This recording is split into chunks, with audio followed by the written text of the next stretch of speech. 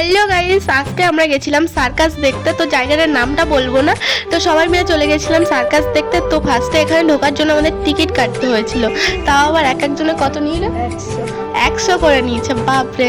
তো আমি first time এত কাছ থেকে সার্কাস দেখবো, তো আমি তো ভেরি এক্সাইটেড। তো টিকিট কাটার পরে আমরা ঢুকে গেছি, এবার সার্কাস দেখবো।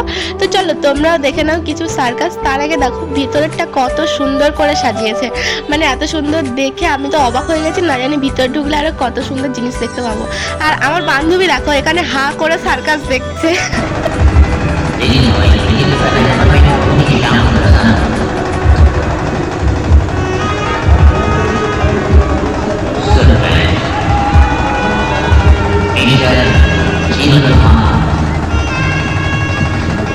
তো আমি অনেক সার্কাস দেখেছি, শুধু তোমাদেরকে দেখাতে পারিনি। তো যাই হোক, পরের বার আবার যদি আসি তখন আবার দেখাবো।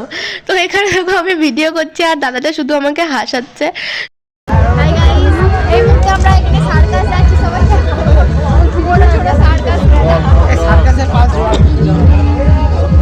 এখন আমরা এই মুহূর্তে ফুচকা খেতে যাবো, ঠিক আছে? তারপরে আমি আর আমার বান্ধবী দাঁড়িয়ে পড়ছিলাম ফুচকার বাটি নিয়ে। তো ফুচকা খাওয়া আমাদের হয়ে যাওয়ার পরে এত ঝাল হয়েছিল, আমাদের নাক থেকে মুখটা পুরোটা জ্বালা করছিল। তো আমরা তারপরে চলে গেছিলাম মেলার দিকে। তো এত দোকান দেখে আমি তো পুরো অবাক হয়ে গেছি, কারণ যেখানেই যাচ্ছি সেখানে শুধু দোকান দেখতে পাচ্ছি। ফার্স্টে ঢোকার সময় আমি এত দোকান দেখিনি, কিন্তু এখানে মেলায় যে এতটা দোকান আছে আমি এখানে না আসলে হয়তো বুঝতে পারতাম না। অনেকগুলো দোকান ছিল, তো অনেকগুলো দোকান দেখে আমি পুরো কনফিউজ হয়ে গেছি। এতগুলো দোকান এখানে না ঢুকলে আমি বুঝতেই পারতাম না।